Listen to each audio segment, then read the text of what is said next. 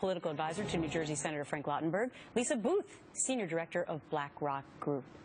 Julie, come on now. The Democrats are saying that the president, they can't say whether or not he's a leader, a strong one, and now they're saying that he is bold-faced irrelevant.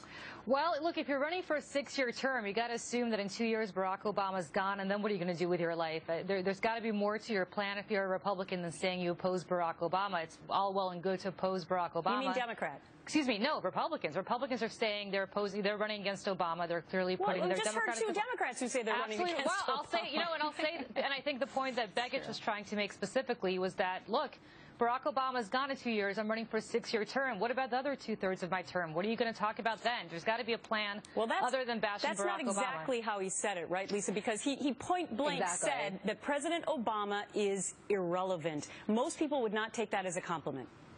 Exactly. And look, words fall through is that, look, Kay Hagan and Mark Begich can spew whatever campaign talking points they want, but they can't run from their records. And President Obama said it best when he said that his policies are on the ballot this November, and he's absolutely right. And the reality is that Kay Hagan has voted with President Obama 96% of the time. Mark Begich has voted with President Obama 97% of the time, and they own his unpopular agenda, and there's no running from it. So, Julie, how do they do that? I mean, 96 and 97% of the time, they are on board with President Obama's policies. So is it just that they don't physically want to be seen with him?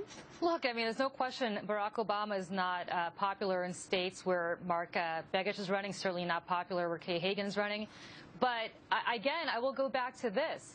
If you are looking to vote for somebody, whether it's Kay Hagan or Mark Begich or Mary Landrieu in Louisiana or so on and so forth, you've got to decide this. Are you going to vote for the people based on what they stand for, what they do for their state, or are you going to vote for people based on the fact that they're aligned or not aligned with a guy who's gone in 2 years? I'm not disputing that he is absolutely not popular, but it's a 6-year term. You got to think about what's going to happen the 4 years after Barack Obama's gone. Lisa, 10 seconds. Yeah.